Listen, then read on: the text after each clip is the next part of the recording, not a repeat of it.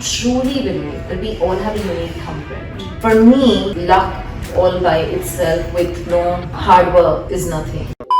Hello, it is entirely my pleasure and my honor to have the Mansi Zaveri with us today. I am grateful. Thank you. And let me introduce you to her. I don't even know if this is necessary. She is an influencer par excellence, and her reach is over 20 million people around the world. That's commendable, Mansi. I love you for who you are. You're a mom, an influencer, the yogi, the foodie, wife, and a friend whom I cherish. Thank you. Thank you so much. For everyone listening, I'm very stressed about my pronunciations. I hope I do not get anything wrong in front of moonlight. How did you first get started as an influencer? What inspired you to pursue this career's path? So honestly, when I started, which was almost 10 years ago, there was no career path called an influencer, right? We were all kind of just dabbling into different things. And for me, Ritu, I don't think I started with the vision to be an influencer. It was to serve a very solid need gap, which is to have to solve and bridge the gap on we Indian parents parent, right? We are a sandwich generation, which is learning how to parent from Google and also from our parents' way of parenting. And as Asian parents, we're very strongly rooted in the way we parent, right? And we don't want to somewhere let go of that. No matter what comes our way, we were still very rooted. So for me, it was like two sounds going on, two parallel tracks in my head. One, my mother telling me that feed the baby dal ka pani, and Google telling me feed applesauce. And I was like, dude, I'm confused. I have no idea what to do. And I was like, if I'm confused, there must be so many other people who must be confused. Because all the international websites kept talking of things that were so alien. Like, we don't live in nuclear families. At least 10 years ago, that wasn't a concept that was so rampant, right? So I was like, India is a different cultural, social, physical landscape. I said, how are parents like me, who are full-time working parents, going to do this?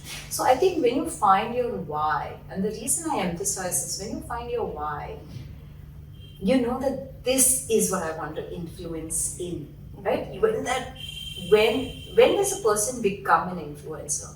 When you want to serve and you feel there is a strong need gap, and you feel like you can contribute, that why is so powerful that you want to keep fueling that why again and again and again.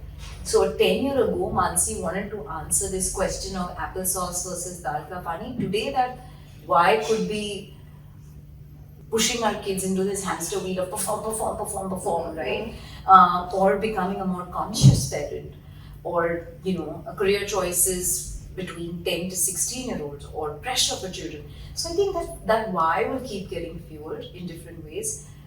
So I think there was no set career path, but I was very clear, and this I'd love to share, is that when you decide to be an influencer or a key opinion leader, it's very important that you quantify your time. Because I think most people just start on a whim and say, okay, I'm going to do this. Social media can be. There are three ways that our human brain functions, right? You think that, oh, I love the instant gratification. It's my fuel. I want people to know me, and I'm this social person, and I walk into a party and people are like, whoa, that woman's on. For me, it wasn't that. And I know her. Yeah, and I know her, right? But for me, it wasn't that. For me, because I've been working with you since the age of 16. Wow. Right? That was very clear. Time away from my kids needs to be monetized. Otherwise, there's no other reason why I was doing it. Because I was very happy doing a job and I could have continued to do it.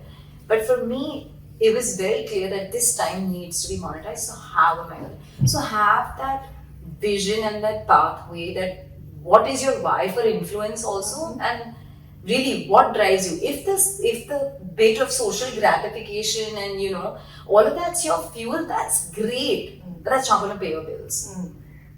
So it completely depends on why you want to do what you want to do. And the whys can keep changing. The whys can keep evolving. unique. I love that. And the whys keep you, focused. Yes. And you don't deter from. Yeah, absolutely. Again, I think such a valid thing that you mentioned. People keep saying, and I love that you mentioned the focus, right? Because I stuck to that path. There were so many people who came along who pretty much started with me, and then they said, okay, I'll talk about parenting, and then I'll also talk about fashion, and then I'll also talk about lifestyle, and I'll also talk about interiors, and I'll also talk about this, and then I'll talk about jewelry, and I'll talk about everything else. For me, I was very clear. I was like, parenting has to be the filter. Even if I'm talking about a home solutions brand, my filter will be how does this value add for the parent. If I'm talking about jewelry brand, it will still be about, what is it that why this jewelry brand will connect. You'll always relate it I somehow. always bring it back to my core and my why. If you don't do that, and especially in the business that I am in, you may be many people's choice sometimes, but you won't be the selected or your core group's choice every time. And that's very powerful. If you drop me from a fashion brand campaign, I'm okay, it's not my core. But if it's a brand that is with my core, which is say toys, games, books, education, play, which is very integral, or health, or nutrition, Children's writers. Absolutely. If that is my core and I'm not part of that plan, then I'm troubled. And you should be, because I think you are at the pinnacle, Mansi, and there's a reason. And when I see so many other influencers doing various, not to demean, but multiple things, I do feel what's the purpose? What is the purpose of this page? And when we come to KSP, we just know it is about parenting, children related, period. Yeah, absolutely. So that's why I say that why will keep being your GPS again and again. So have that why plastered very clearly on your home screen, your computer, your vision board, because that why will keep bringing you back to your central lane. Mansi, with everyone trying to be an influencer, what strategies did you follow to ensure that you're good at what you're doing and to establish yourself in your niche? What did you do?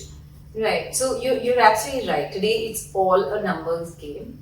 But for me, the key was I'm not chasing Ritu's numbers. I'm not chasing somebody else's numbers. They could grow on social because I think there's enough space for everyone. I'm going to stick to growing myself.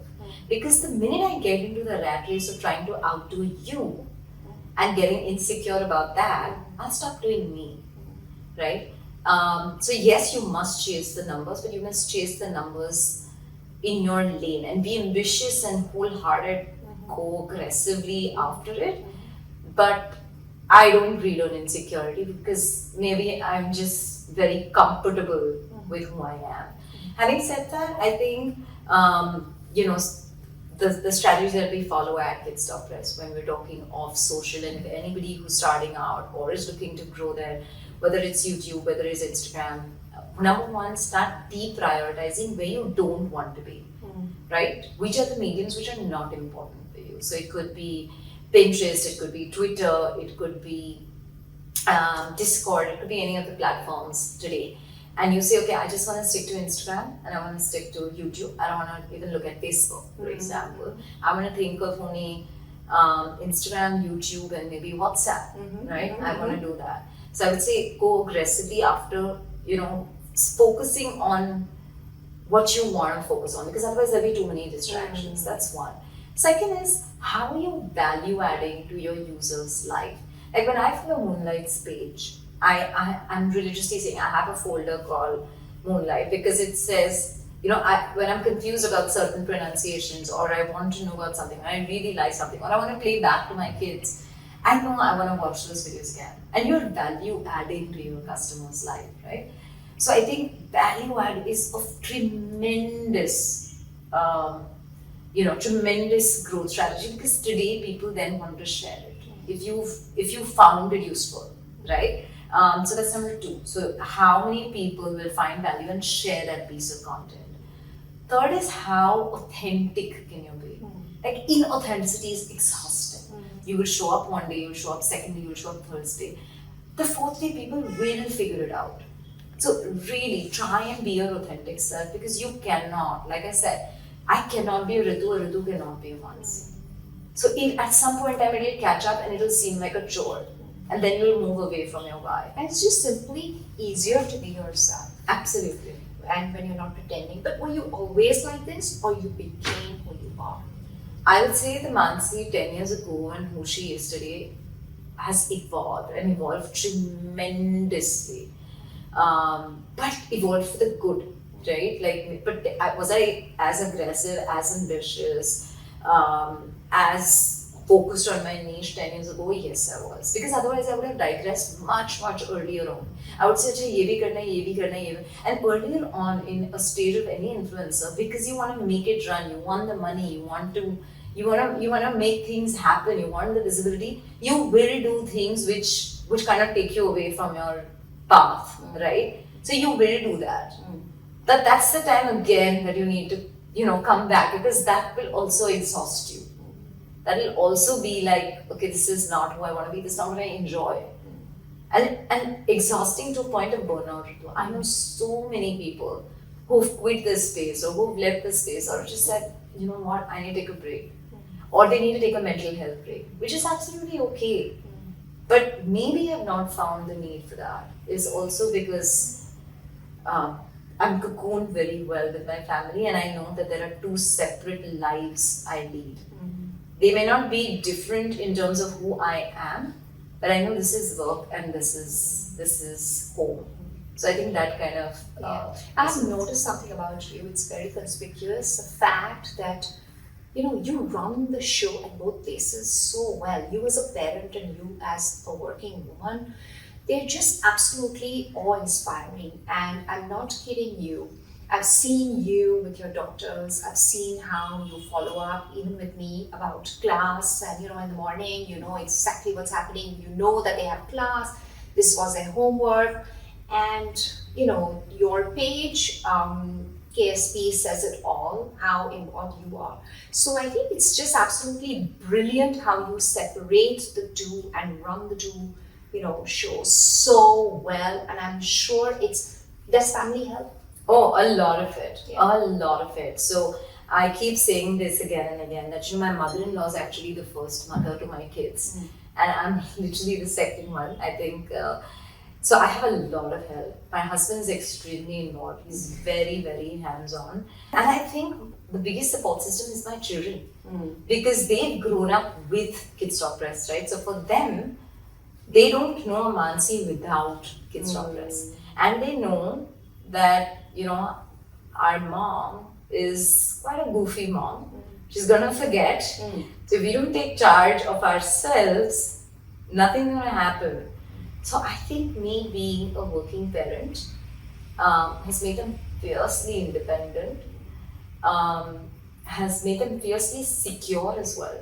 Because they know that Ritu, no matter where I am, which meeting I am, there are 2 calls I never disconnect, which is my kids and my moms, right? And both my moms, because I know they're calling me for something that's important to them. It may not be important to me, but it may be important to them. Like sometimes it's my mom and she's just calling, okay, you're coming home, what should I make for lunch? Now, it may be like, we may say, why do moms ask these silly questions? But to her, it's her world, and I can't disrespect that.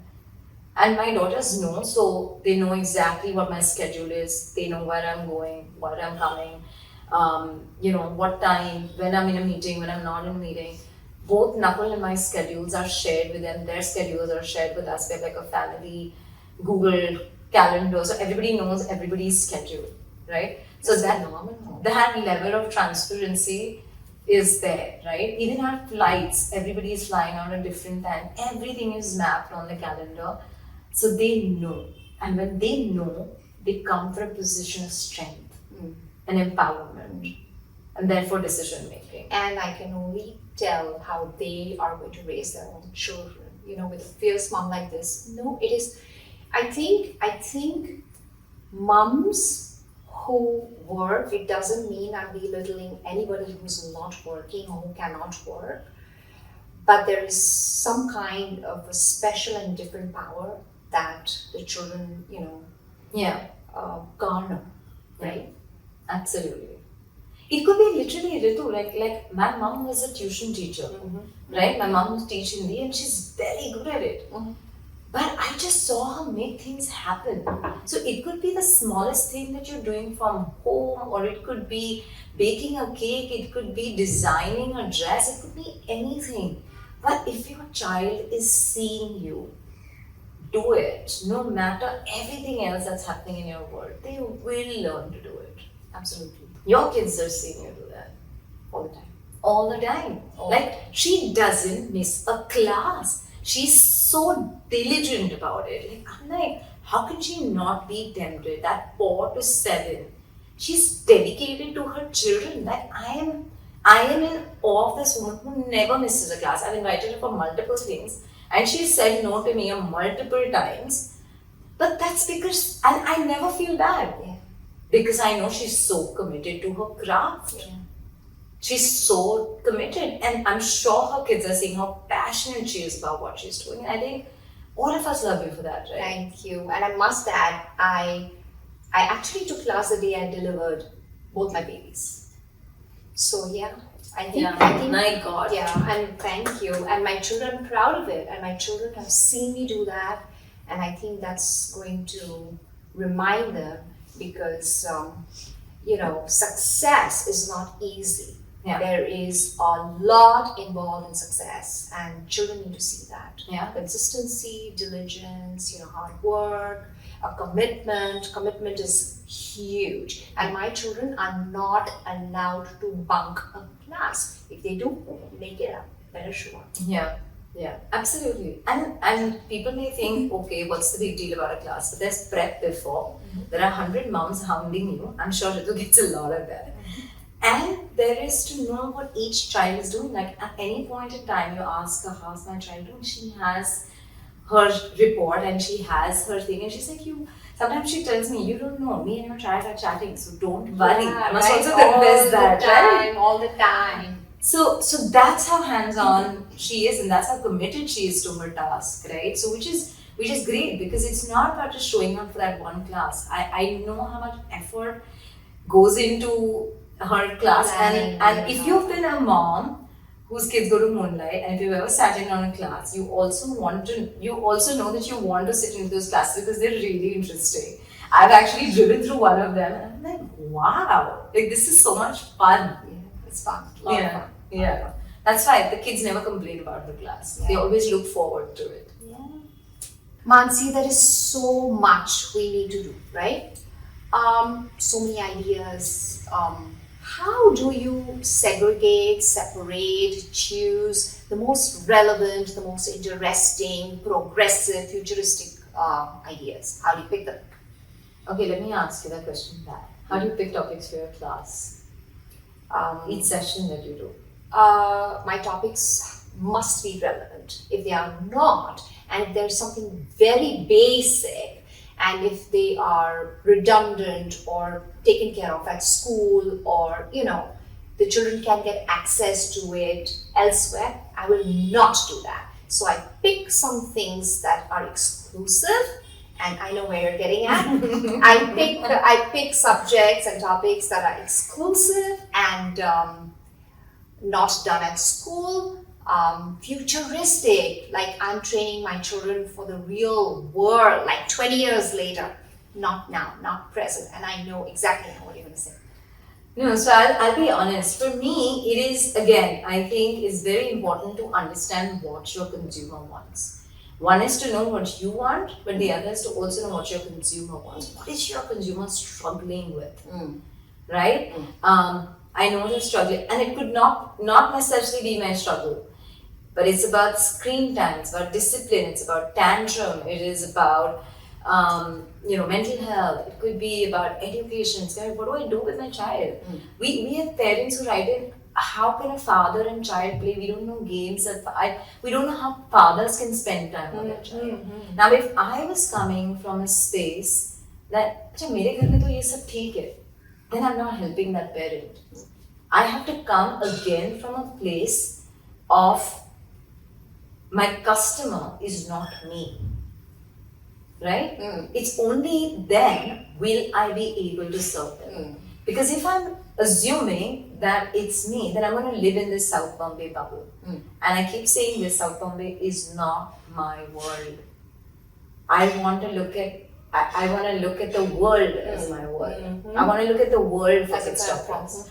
So again, what is the problem that the customer is going through, or my reader is going through, the parent is going through? How can I serve them? What will be the best possible medium to serve them? So can I just talk? Can I just point? Can I just speak and I don't need to do a video out of it? So can they just listen to me? Or do they want to read about it? So that also helps me decide which medium I want to actually pick and which medium will best help me serve them at that point in time. And again, it comes back to not coming from a space of judgment. अरे इतना सा नहीं मालूम है. You know, if I came from that place, then I'm already setting myself here. Yes. Which is coming from a place of superiority. Then I will never be able to be with them. I want to be with them. I don't believe I'm superior. Because if that gets into my head, I will always look down upon them and not treat them as equals. And I practice the same principle even with my children. Right? Like the minute you bridge that distance, you bridge communication and most important, connection. I mean, people sometimes tell me I'm not very aspirational. They say that. Simply because when they meet me in person, they feel like shit, she's just the same, she's no different. And that makes me less aspirational. I've never actually said this before, but because I am just the way they see me or they thought I would be, or They're I not don't in awe of you, is that what you're saying? they think I don't have too much air, or I don't like have too much attitude or whatever. And they expect that. And they expect that. And when that expectation is not met, I become less aspirational. Or I'm okay with a lot of things. I'm okay being seen. Real nonsense you're saying. And I'm okay to be seen in the same outfit. And I keep saying that. And you're not following me for my fashion sense. That could be one added plug.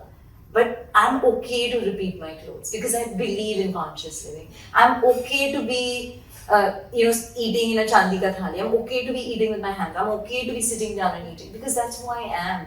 That's what I believe. That's what I believe in. Okay, so I am going to do that. So people will be like, oh my god, like she eats like nachni ka roti and tuar ka sabzi and like blah, right? I don't eat like fancy ass salad or whatever. But that's who I am, and that's why I'm not seen as sometimes very aspirational for many. Sadly, but there is a reason I am not interviewing somebody else and I'm interviewing you because you are real. You are real, you are relatable, and I think every mom that follows you believes in you. And thank you for being you. Mansi, so what's a typical day as an influencer in your life? What do you do? So every day looks different, I must confess. But for me and everybody who follows me knows that I am obsessed with exercising. It's my happy hour. Like everybody in the house knows that if she hasn't got her happy hour, she can be grumpy. So even my kids, my husband, everybody will be like, Mom, I think you should just go exercise, and I'll just be on a happy planet, right? So that's typically why I wake up at like 4:45, 5. I'll journal, I'll meditate. I will then head out to the gym or yoga or whatever else that I'm doing. And I'll come back and then I'm in the kitchen prepping for dabbas for my girls. I wake them up, send them off to school. I'm at my work desk for typically about 8:30. And I work at about 8:30 to 4. I take a break from 4 to 5:30 till the girls are, they've just about come home. And then again, when they're busy with a class or whatever, I'll finish the balance work between 5:30 to 6:30. And that's it.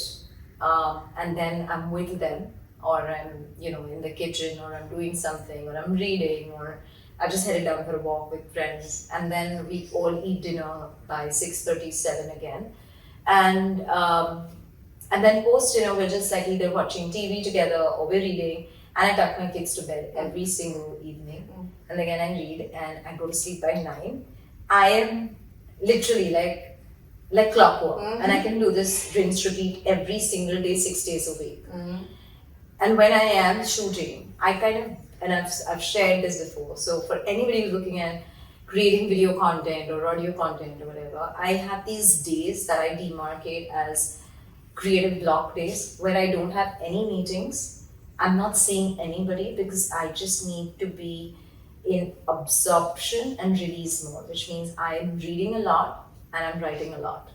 And I'm like, functioning literally like I'm scripting, I'm writing, and I'm literally absorbing and releasing, right? So that's typically one day of the week. And the other day of the week, I'm like batch producing content. Like I'll shoot at least 30, 40 videos a day. Wow, that's great. But that's also because I have, now I have a team, and the team will, I'll share the insight. They'll kind of write it down, and in my head, I've already visualized it, how I want it to be, what the mother is facing, what's the problem she's facing, and or the father is facing, and literally is broken down to the T. So that's how typically I program. I batch create a lot of content because I can't get into creative zone, shoot zone, and the numbers zone all at the same time, right? So I have different days for different things. So literally, like, people might feel like, oh my God, she shoots every single day. But no, I will shoot like 1 day or 2 days a week for 50, for the next fortnight, and then I'm done. Because I enjoy reading a lot more and watching a lot more than actually producing a lot more. What do you read? What do you like to read? So I read a lot of non-fiction. So you'll see me reading a lot of Rick Rubin, you'll see me reading a lot of Adam Grant, you'll see me reading a whole variety. I read a lot of nutrition, food, fitness, which comes out of passion. You'll see me reading a lot about children's and parent, children's psychology, child psychology, parenting. You'll see me read a lot about humans and why we behave the way we do. A lot of human, consumer psychology. You'll see me also read a lot about digital, social. You'll also see me read a lot about creative processes, productivity. So a very, very wide variety, but largely non-fiction. Are you ever worried about sharing too much with other influencers? No. No. I'm, like I said, I'm very secure in my space, Ritu. In fact, I created a course for a lot of, smaller entrepreneurs to start their businesses because during COVID, because I thought that it was very overwhelming for them, that they all could flourish and thrive in COVID if they had the Instagram access. So I literally laid down the cards of how you should go about doing it, how you should plan your Instagram content, figuring out your why, figuring out how you could batch produce content. I share all of it on Instagram. Why? Because I truly believe that we all have a unique thumbprint. What's mine is not yours, and that's why we all have a unique thumbprint. You can have all my knowledge, but you still can't be me. And why should you be me? Because you're you. There's only one you. So I'm very, like I said, I'm very secure in my space. What's your plan for the next decade? Honestly, I don't know if I have a plan for the next decade, but at least for the next 4 or 5 years, most definitely. So we want to take Kidsstoppress to definitely, we're right across 150 cities worldwide currently. The idea is to obviously have more outposts in many different countries that we could serve locally. Definitely look at putting the parenting industry as a key industry in, pin it very strongly within the influencer network. Because I think right now it's very fashion, lifestyle, beauty, all of that focus. People don't think raising kids is a very important thing, or they don't think that it's such a big deal, right? But actually raising the next generation. So what we're doing is extremely, extremely important. So pinning the parenting and baby care industry on that map, I think, is extremely important. I say that all the time, Mansi. The way we raise our kids is going to, change the world. And I strongly believe that the world is going to be a better place. Whoever says that we're headed for, disaster, I disagree, because the newer generation is more equipped to, create an environment that is viable and loving and lovable, and what a beautiful place. Yeah, no, so absolutely. And I think personally for me, and I think it's very important for anybody to have personal and professional goals. So for me, even personally, I think I'm in this space where I want to grow more spiritually, or grow better or stronger in my yoga practice, focus a lot more on my health, and maybe study a little bit about nutrition, Ayurveda, fitness, a little bit. These are just passion projects, right? But for each one of them, I think it's very interesting, and and I just want to spend a lot of time with my children, because I think they're at a very important juncture where I don't want to have any regrets that I didn't spend enough time with them. And I know that all of it can happen together. It'll just take a little bit more effort. But I am that mother who wants, and consciously, and I think everything in life is a choice. And I'm very conscious that I want to make that choice to spend time with my family. I love traveling. I want to travel a lot with my children. I think both personally and professionally. And it's very doable, very doable. The Yeah. time management is very doable. Mansi, here's one personal question. How has being an influencer changed your perspective on social media and its impact on society? So I think social media is a very powerful tool if you use it the right way. If you use it to learn, if you use it to empower, if you use it to share, right? And I am a huge social media junkie. But I also know it's a time guzzler. So I have time blocks where I can give myself access to check it. But I think because you have the ability to influence, you need to choose that power very, very wisely. It's like you hold a nuclear weapon, right? I love this metaphor. And Ritu, it doesn't matter whether you have 150k people or a 25k people or a 25 people. Think of it, if you have the power to influence, to have 25 people fill a room, 100 people fill a small auditorium, 500 people fill a cinema hall, 50,000 people fill a football field. Everything is influence. So I don't take that word lightly, right? So no number is small for influence, right? So therefore I take this very, very seriously, and I spend a lot of time on what I want to share. Where even with my team, even if they've spent hours, and my team's right, they're shooting, I can be ruthless because I'm not serving my team, I'm serving the parent. Even if you've spent 10 hours working on a piece, but it's not worth 2 minutes of that customer's time, or the reader's time, or the parent's time, whose time is most important, because I think the parent is the busiest person in the world. Oh yeah. If it's not serving them, don't put it out. Because, like I keep coming back, who's your God? Right? The brands will come and go. Your customers will stay with you. So when you're choosing brand partnerships, when you're deciding what I want to share, how you're using this sword, this nuclear weapon, is very important to say that, am I still serving them? And when you come from a position of, I want to serve, right, you will not use it lightly. You will do your best to make sure that it strikes right. Think of it, Ritu, you teach such vulnerable minds, right? They're absorbing everything that you're saying. They treat you as their bestest friend, right? They share with you. They know what moonlight is sharing is gold, right? You have the power to influence such tender minds. And sometimes parents are not even watching if it's an online class. The child is just doing it independently. You take the class so seriously. Yeah. I'm responsible. Yeah. Nobody's checking in on you. But you're still serving because it's in your gene to be authentic, to serve, you're taking the responsibility, you're taking the charge. And that honesty will show through.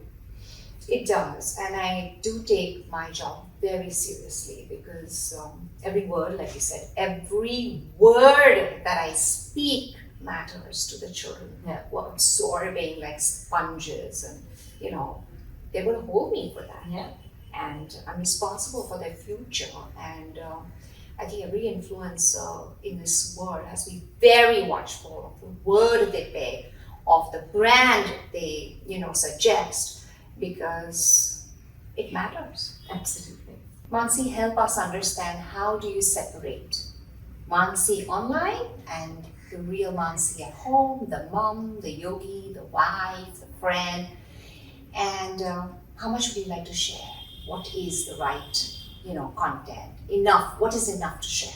Tough one, but I think the first boundary that I drew Ritu was that I have signed up for a public life. Not my family, not my husband, most definitely not my kids. So you'll see sparingly, you'll see my kids sparingly on my social media. Even if you may see them, you'll see probably their backs, or you'll see their books covering their faces, because I'm a huge believer that we ask our children for consent for everything. Why not for social media? Because and Anya is now 14, right? If I had pictures of her in her diapers, or doing some cutesy thing, or throwing a tantrum online or whatever, I'm sure she wouldn't like it today. So I was very conscious that these kids are going to be individuals of their own, and I was very conscious. And I think Nakul played a huge role in kind of helping me draw that boundary, and sometimes even telling me, no, you're crossing the line. And I think that's so important for a partner to do, right? And you were okay to... I was okay. Because they're not my kids alone. Right. And I think sometimes you can get tempted, but that's why family, right? Yeah. That's why it's important to have that partner who's as invested in what you want to build as he's as invested as you are. So I think that really helped, and also to know that plan enough so that moment is not lost. That moment is sacred to the family, right?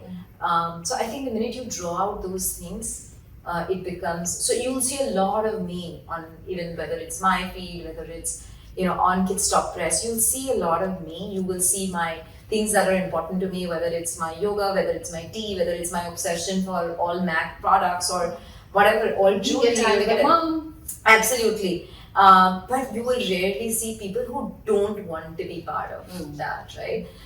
Because I respect that. I will not be that person who's putting if I'm going to a friend's place or at a party, I'm not the one socially documenting each one of it, because you've signed up to me as a friend, not because I can put your party up online, right? So I think that is what my friends and family and everyone really, really respects. And how much is too much is for you to decide, because I don't think that everything needs to go up. I think there needs to be a certain amount of intrigue, certain amount of suspense, and I'm very conscious of security for my family and me as well. Because today when I see so many parents put up, my child goes to Akash Shah, grade 8, Oberoi International School, first day at school. You are just letting out every single information about your child out to people who are ready to pray. So why do you need to do that? If you're living in a hostel alone in Andheri or in Barcelona or wherever, why do you need to geotag it?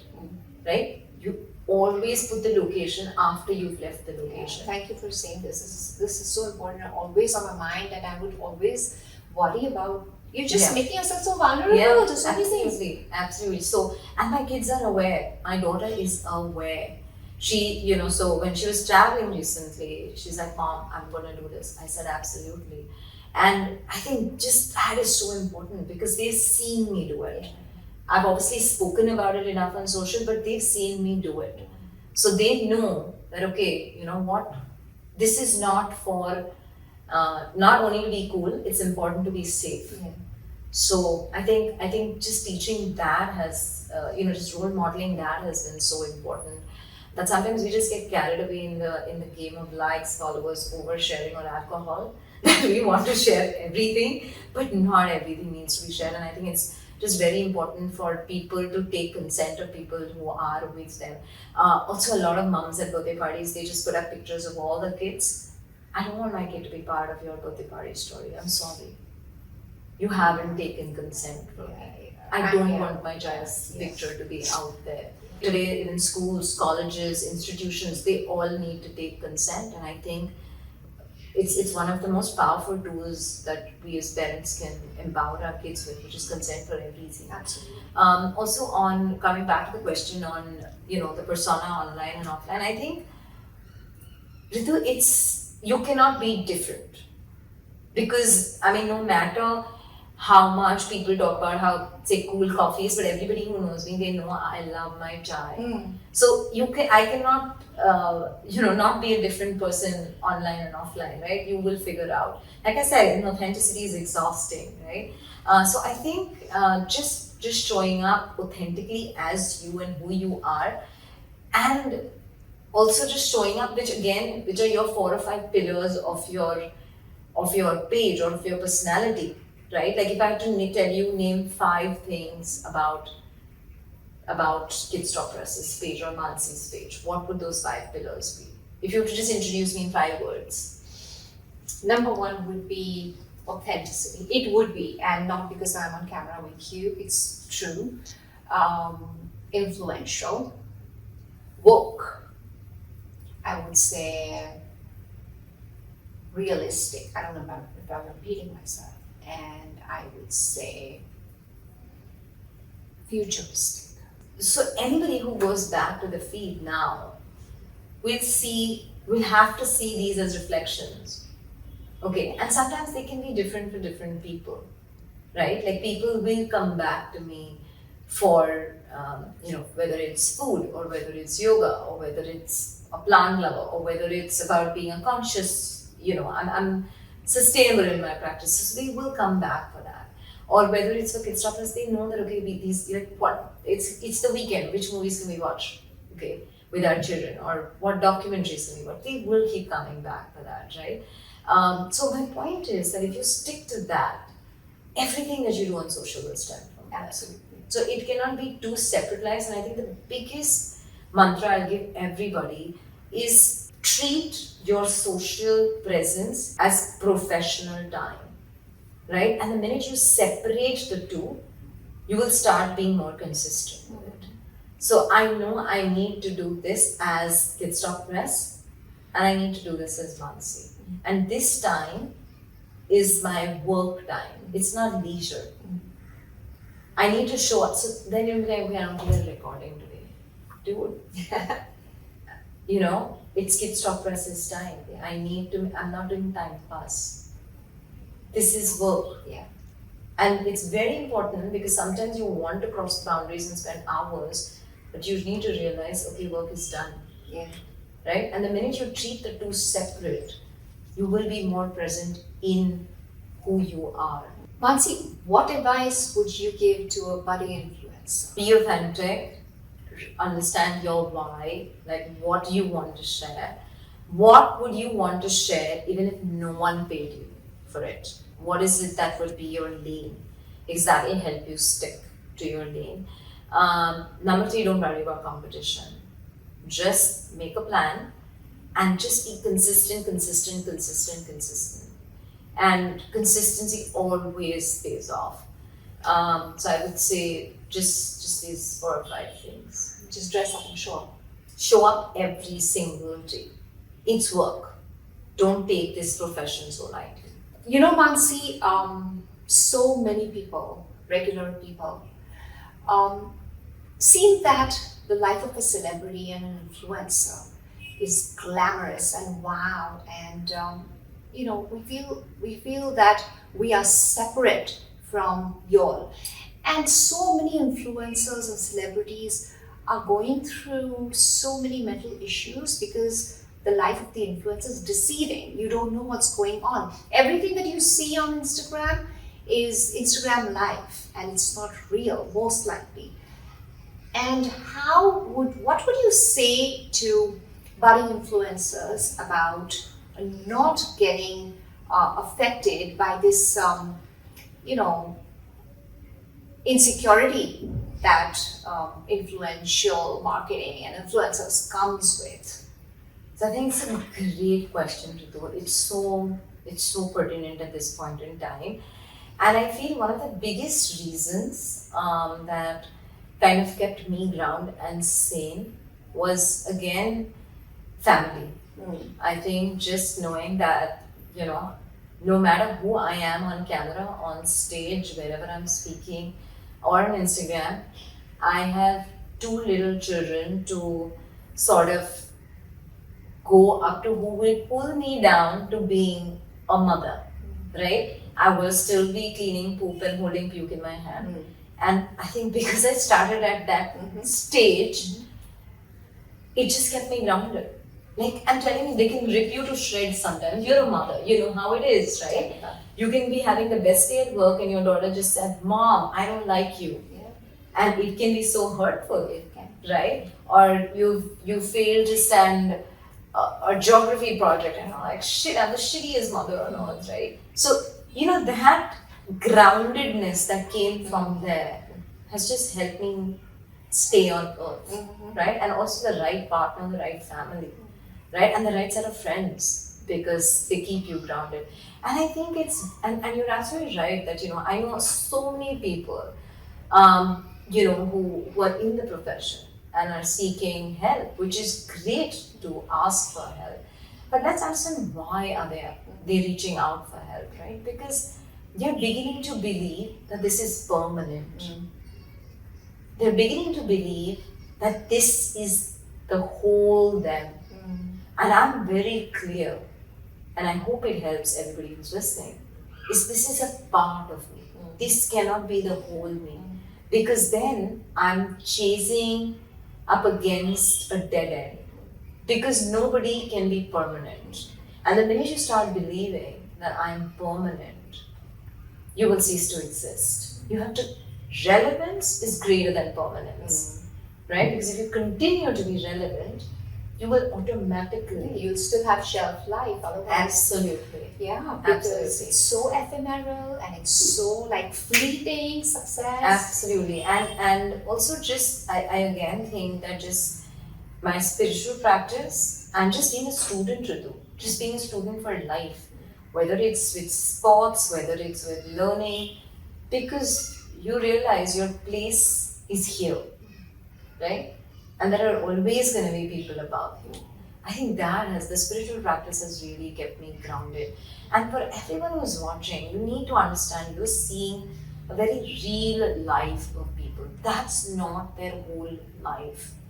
The real life is starkly different, right? Yes, we get angry. Yes, we get cranky. Yes, we sometimes cannot manage our emotions. Yes, we need a lot of help. Yes, we show up late. Yes, we don't reply to WhatsApp messages. I mean, if you ask my friends, they'll be like, just pick up the phone and call Nancy, because you don't know the WhatsApp message will get responded in 24 or 48 hours. So yes, we slack on things. But the truth is, and they will, you have to have these set of friends and family who will bring you down and pull you out of nowhere. Even if you cancel on them the 24th time out of the 25th, they'll still dial you up for the 25th time. So the minute you cocoon and shield yourself with people like this is when you will start being sane. And I think, again, even with your partner, I think it's so important to treat people as equals. Because they're good at their job. You're good at yours. Your job just happens to be something which is in the public eye. That means nothing. That literally means nothing. So I think the minute you have respect and love, and respect more importantly, for the other human, you will automatically have stronger relationships and better mental health issues. It's just brilliant to be having known you, to get to know you more each time, each day. For the fact, I'm talking rubbish, I'm talking from my heart. for the fact that, every time I need you, you're there. I mean, who am I, for you to say yes to irrelevant things. This interview may not matter to you, but it matters a lot to me, to my audience, and to the little ones who might become influencers. I know that they will learn to be genuine and to continue to just be them. I don't know what else to say. You're very sweet, you're very kind. I feel very awkward listening to this. So sorry about this. I don't know how to react. But anyway, thank you. For the fact, just cut, I'm talking rubbish, I'm talking from my heart. For the fact that, every time I need you, you're there. I mean, who am I, for you to say yes to irrelevant things. This interview may not matter to you, but it matters a lot to me, to my audience, and to the little ones who might become influencers. I know that they will learn to be genuine and to continue to just be them. I don't know what else to say. You're very sweet, you're very kind. I feel very awkward listening to this. So sorry about this. I don't know how to react. But anyway, thank you.